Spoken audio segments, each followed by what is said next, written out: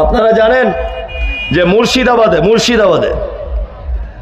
মুর্শিদাবাদের একজন কোন নেতা, রাজনৈতিক নেতা হুমায়ুন কবির সাহেব, তিনি বাবরি মসজিদ করবেন, একেবারে খুব লাফালাফি করছেন। কি বললাম বুঝলেন? তা আমাকে নিয়েও খুব গালাগালি করছে, আমাকে বলছে মুনাফেক, আমাকে বলছে তা তোমার মতো লোকের সার্টিফিকেটে মুনাফেক আমি হব? তুমি কে? আজকে আবার বলছে যে মমতা ব্যানার্জির ভাতাখোর ইমাম সাহেবরা মুনাফেক বলছেন। তা আমি বলছি, ইমাম সাহেবরা যদি ৩,০০০ টাকা ভাতা খাবার কারণে যদি হুমায়ুনের দৃষ্টিতে যদি মুনাফেক হয়, তুমি যে নীলবাতির গাড়িটা চেপে বেড়াচ্ছ মমতা ব্যানার্জি, আর লাখ লাখ টাকা তেল খরচা করছো, তোমার সিকিউরিটি ৪০ জন, তুমি কে? গরিব ইমাম সাহেব যদি মমতা ব্যানার্জির ওয়াকফ সম্পত্তির থেকে যদি ৩,০০০ টাকা ভাতা খায়, তারা যদি মুনাফেক হয়, তাহলে তুমি কে? কোটি কোটি কোটি কোটি কোটি কোটি টাকা সরকারের তছনছ করছো, তোমরা কারা? জানতে ইচ্ছা করছে। আমি বললাম যে এই মুহূর্তে বাবরি মসজিদ না করে ওখানে তো একটা হসপিটাল করলে ভালো হয়, ওখানে তো একটা বড় চিকিৎসার ব্যবস্থা করলে ভালো হয়, ওখানে একটা দামি স্কুল করলে ভালো হয়, ভালো করে বুঝবেন। কিন্তু আমাকে এই কথা বলার কারণে মানে গালাগালি কিস্তা কিস্তি, লাস্টে বলছে বেলডাঙাতে এলে ওকে দেখে নিব। এটা কি একটা মুসলমানের পরিচয়?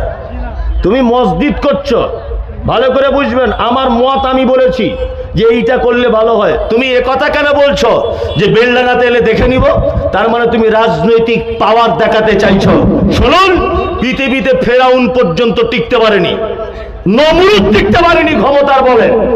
পৃথিবীতে ক্ষমতা দিয়ে, রাজনৈতিক দলীয় দাপট দিয়ে পৃথিবীর কোন রাজনৈতিক নেতা টিকতে পারেনি।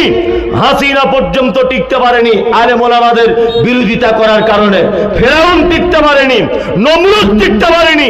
তোমার মতো হুমায়ুন কবিরের হুঙ্কার আমি মমতাজুল ইসলাম ভয় পাই না, আমি ভয় পাই না। মুর্শিদাবাদে তুমি গেলে আমার কি করবে? আমাকে মারবে। মুর্শিদাবাদে গেলে আমাকে গুলি করে দিবে। মুর্শিদাবাদে গেলে আমাকে অপমান করবে। এর থাকা তো আর বেশি কিছু নয়। তবে আমি মমতাজুল ইসলাম জাতির কোথায় ক্ষতি হচ্ছে আর জাতির কোথায় উপকার হচ্ছে সেইটা জাতির সামনে তুলে ধরেছি, এছাড়া আর কিছু নয়। একটা কথা বলছি শুনুন, আমার মা মারা গেল, আমার আব্বা দ্বিতীয়বার বিয়ে করেছে।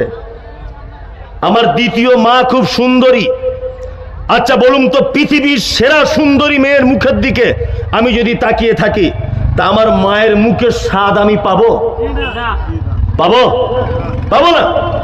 একটা বাচ্চা ছেলেকে আপনি এখানে ছেড়ে দেন, তার মায়ের দাঁতগুলো খুব উঁচু, তার মা কালো, তার মা বেঠে, এইখানে বসে আছে ৩০০ জন বিশ্ব সুন্দরী মহিলা। ছেলেটাকে ছেড়ে দিলে বলুন তো কার কোলে যাবে? ওই দাঁত উঁচু মেয়েটার কোলে যাবে। তার মানে পৃথিবীতে মায়ের যে স্বাদ, পৃথিবীর কোন নারীর কাছে স্বাদ পাওয়া যায় না। আমাদের অরিজিনাল যে বাবরি মসজিদ ছিল, ওইটা আমাদের অরিজিনাল বাবরি মসজিদ। তোমার এই নকল বাবরি মসজিদ নিয়ে মানুষকে ধোঁকা দেওয়া ছাড়া আর কিছু নয়। আমরা এই বাবরি মসজিদ চাইনি। নরেন্দ্র মোদী সরকার রাম মন্দিরের সাইডে ৫ একর জমি দিয়েছে মুসলিমদের মসজিদ করার জন্য। তোমার যদি ক্ষমতা থাকে, তোমার যদি পাওয়ার যদি থাকে, তাহলে তুমি ওই ৫ একর জমিতে বাবরি মসজিদ করে দেখাও, তবেই তো বলবো বাপের বেটা। মুসলমানরা যেখানে ওই আপনার বেলডাঙাতে ৭০-৭৫% মুসলিমরা যেখানে আজকে রয়েছে, সেইখানে তুমি বাবরি মসজিদ করতে চাইছো কেন বাবরি মসজিদ করতে চাইছো? জানে যে এখানে সুবিধা হবে, সবাই আমার সাপোর্ট করবে। তুমি যাও না শিলিগুড়িতে মসজিদ করতে, তোমার পাছার চামড়া তুলে দিবে। ওখানে মুসলিম সংখ্যা কম। আপনারা বুঝতে পারছেন না রাজনীতি চালাকিগুলো? বুঝতে পারছেন না রাজনীতি কেমন করে করছে? শুভেন্দু অধিকারী যেমন ধর্ম নিয়ে ভোট চাইছে, আমাদের সমাজের কিছু নেতা হয়েছে, তারা এখন মসজিদের নামে ভোট ব্যাংক ব্যবহার করছে। আর একটা কথা বলি, শুভেন্দু অধিকারী যেমন অশিক্ষিত ধর্ম না জানা কিছু হিন্দুদেরকে নিয়ে যেমন রাজনীতিতে নেমেছে, ঠিক তেমন মুসলিম কিছু নেতা কিছু অশিক্ষিত ধর্ম না জানা যুবকদেরকে নিয়ে রাজনীতি করছে, ধর্মীয় রাজনীতি।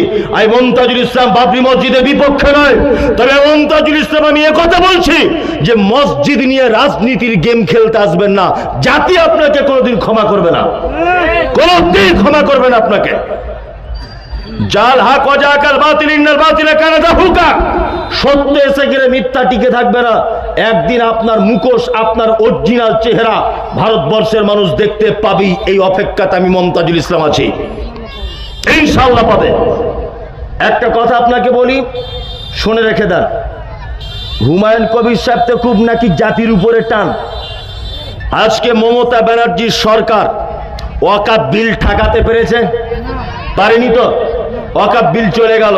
তো উনি তো মমতা ব্যানার্জির একজন এমপি, একজন এমএলএ, মমতা ব্যানার্জির একজন এমএলএ। তো উনাকে দেখেছেন ওয়াকাফ সম্পত্তি নিয়ে কিছু বলতে? উনি বলছেন না কেন? এত মুসলমান দরদি বাবরি মসজিদ করবে, তা ওয়াকাফ সম্পত্তি চলে গেল, রাজ্য সরকারকে কিছু বলো, তবেই তো বলবো বাপের বেটা। ওই ব্যাপারে কোনো কথা নাই, গরিব মানুষদের কেড়ে রাজনীতি করা হচ্ছে। আল্লাহু আকবার। মানুষ এগুলো বুঝবে না, আর বোঝাতে গেলেও মানুষকে এখন বোঝানো যাবে না, কারণ প্রতিটা মানুষ এখন রাজনীতির চশমা পরে আমাকে দেখছে। রাজনীতির চশমাটা খুলুন, জাতির কি করে উপকার হবে সেটা ভাবুন, জাতির কি করে উপকার হবে ভাবুন। আজকে আমরা সারা ভারতবর্ষে মাত্র 27%। 1992 সালে 6 ডিসেম্বর যখন বাবরি মসজিদ ভাঙা হয়েছিল, এই বাবরি মসজিদ শুধু শহীদ করা হয়নি, অসংখ্য মুসলিম গরিব যুবক এবং ধর্মপ্রাণ মানুষদেরকে কচুকাটা করে দেওয়া হয়েছিল।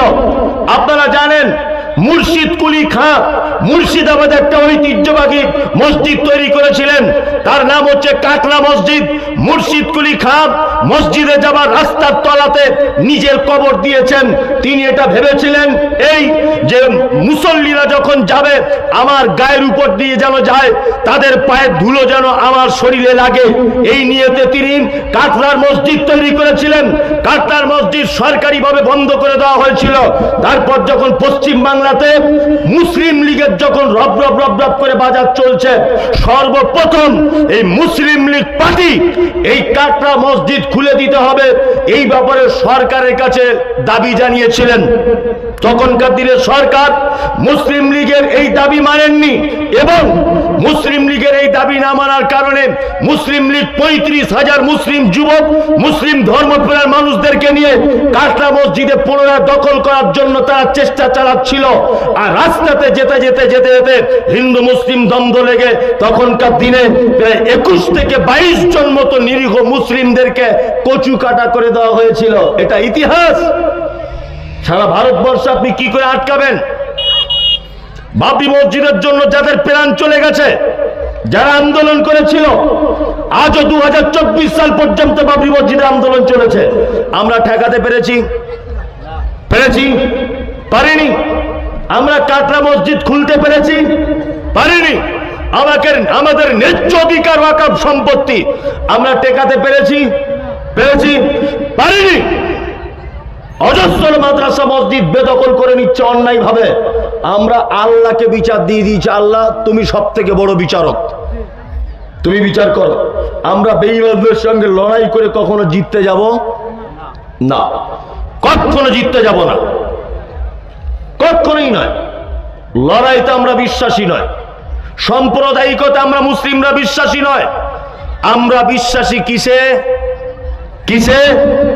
আমরা বিশ্বাসী সম্প্রীতিতে, আমরা বিশ্বাসী এক অপরের প্রতি ভ্রাতৃত্বকে, আমরা বিশ্বাসী এক অপরের প্রতি ভালোবাসাতে। ওই জন্য বলছি ধর্মীয় আবেগ নিয়ে কোনো কাজ করতে যাবেন না।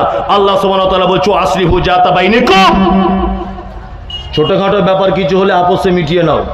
আতিউল্লাহ, আল্লাহর আনুগত্য করো, আর রাসূল, বাঁচতে যদি চাও তাহলে রাসূলের আনুগত্য করো।